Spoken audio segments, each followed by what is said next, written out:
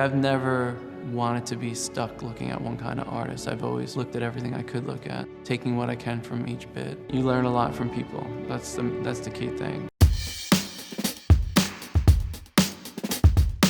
I was doing collaborations with these different companies that I liked, like, you know, Supreme or Bathing Ape, Undercover, COMME, GARÇONS.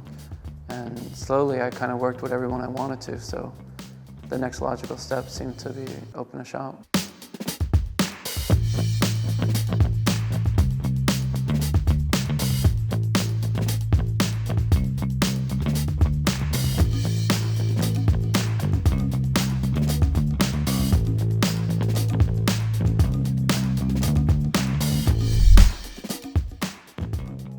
Kaws' style allows him to collaborate with all sorts of brands, from sneaker companies to musicians, without sacrificing his signature vision. He stays true to the art, which is a key reason why he's so popular. One untitled painting of his was purchased for just over $10,000. 9 years later, it was sold for $143,300. Another originally purchased for $430,000, in just 3 years' time sold for $3.9 million.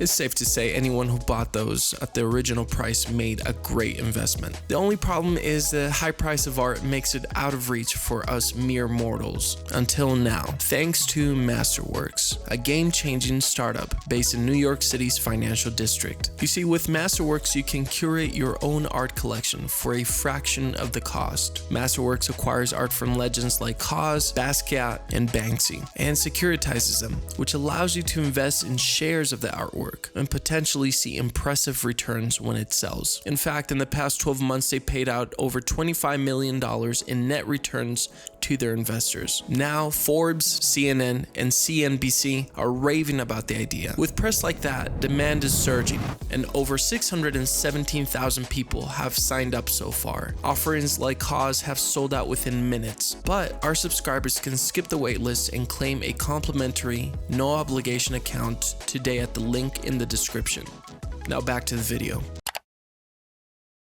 You know, play against the sort of, you know, paintings that are 100 years old and different things that at their time were, you know, sort of shocking or and become the norm. You kind of learn a lot about people and different artists and how they work at that time, and I can apply all that now. And I don't really set any guidelines on when something needs to be finished or if like a certain type of imagery needs to be pushed out of the work.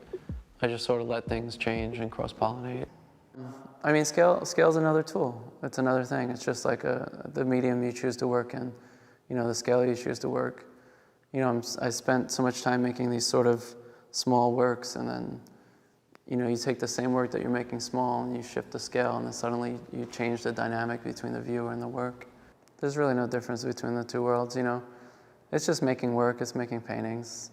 You know, I never really, when I was doing graffiti, I never considered myself like a graffiti artist. You know, at the same time I was doing that, I was in college, I was doing realist oil painting and looking at like Bouguereau and Sargent and Jerome. And so it's, you know, I was always interested in all kinds of art. I never really kind of pigeonholed myself into one focal point. Just the same way that people try to like compartmentalize you with like, oh, you know, there's people that know me from graffiti and they're like, oh, you're a graffiti artist. Oh, you're a toy designer. If people, of their first interaction with me is at a museum, they're going to be like, oh, contemporary artist. And I always felt like those labels are unnecessary. You know, I never really strategize the color before the painting starts. Oh, we So I'll put in, you know, usually start with a main color. So I'll put in a gray and then respond to that and respond to that and respond to that. So it's sort of like a lot of times I start with these colors that sort of kind of don't work, you know? And then I try to rescue myself back from it. I mean, the work I make for myself. It's, you know, it's just sort of what I need to do in my mind, you know? It's not, but, you know, you do realize that there is an audience and there's certain ways that you can get the work out there. Like not every artist is interested in social media. I tend to like it. I feel like it's a fun sort of free dialogue with people, you know. But I'd have, you know, instead of taking money, I just took stock of toys. Fast forward to 2002, I started my own website. And I think that was like, it just really changed things. I felt like I needed to do something to kind of exist on a more candid level. I could see something and suddenly not like it and kill it, just squash it and not have any second thoughts about it. You want to explore and you want to learn, and so as soon as you figure something out, it can lead you into like, all right, so now what can I do next? And so that's why I like to work on a lot of different materials and sort of get a better understanding for them, and you know, how one can sort of strengthen the other. Yeah, as I started to paint more, and I was, you know, it got to a point where I was like, all right, this is something I think I'm going to do for a while. So when I painted the first billboard, at that time it was a time of like productions with pieces, when, you know, there'd be crews getting together doing these elaborate murals. And when I painted over billboard, it was almost like I had all that, but I was only on a highway for 40 minutes painting. And, you know, just seeing the picture, and then I started thinking about how it set it into a time frame, and the parallels between graffiti and advertising, and then I just sort of got more interested in that. So I just focused on, you know, taking out ads and painting over them, and I'm pretty thorough is how I sort of compose exhibitions, but I also leave a lot of opportunity for change. I kind of like what I'm doing, and I just want to do what I'm doing better. You know, I don't have a key thing like I have to do this. Try to just kind of do what I'm doing at the moment and focus on that and try to do it well. You know, I never really had a plan. I don't think there could have been a plan for the sort of trajectory that my work's taking. When I was thinking about going to school, I just wanted to learn to paint. Just being stuck in a class where you're painting and drawing and doing creative projects, like that kind of didn't exist at any point up until then. Before that, I kind of didn't really even know what I was going to get into in life. It was good. It kind of kept me out of trouble, kept me focused. I'd only known my work in 2D in the past from drawing and painting. I've been doing that pretty much my whole life. So to suddenly have like a sculptural thing, and it really just got me thinking about what else sculpturally I can make. I've always felt that it's best for myself to sort of stay very open-minded and flexible and just sort of get into my interest. You know, I never imagined that people in the fashion world would be interested in that kind of stuff. And in fact, I thought that I would get lawsuits. I really thought, like, if I met this person, I'd get some sort of anger. And it wasn't the case. I figured, like, look where you grew up. There's not much to go down, you know?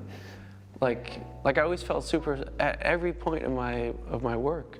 I mean, I could just be really naively optimistic, but I felt super fortunate to be at the moment where I am, you know?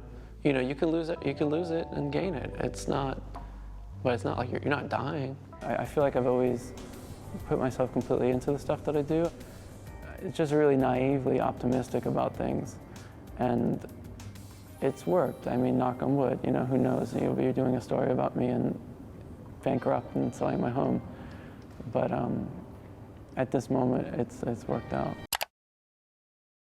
So I'll just pick from things, and it doesn't really matter where it's coming from, whether, you know, some of the planks in the other room are from like the exploded barrels from, you know, 1940s UBI works. And so it's almost like a collaging. I just realized within all these different cultures, there's these people, and they were growing up on the same things I grew up on. You know, the language could be different, but they understand, you know, like dope is Homer Simpson. It's just, it just became fascinating how imagery and these objects can just coexist in all cultures. You know, Mexico City, you go into the markets, and there's little piñatas of SpongeBob, and I just really liked to sort of feed off that imagery and how I can kind of inject my work into it. Yeah, and you go through phases. You kind of get into little niches, and you sort of look at a lot of stuff, and then, you know, as you kind of pull a new artist into your vocabulary, you sort of like start realizing how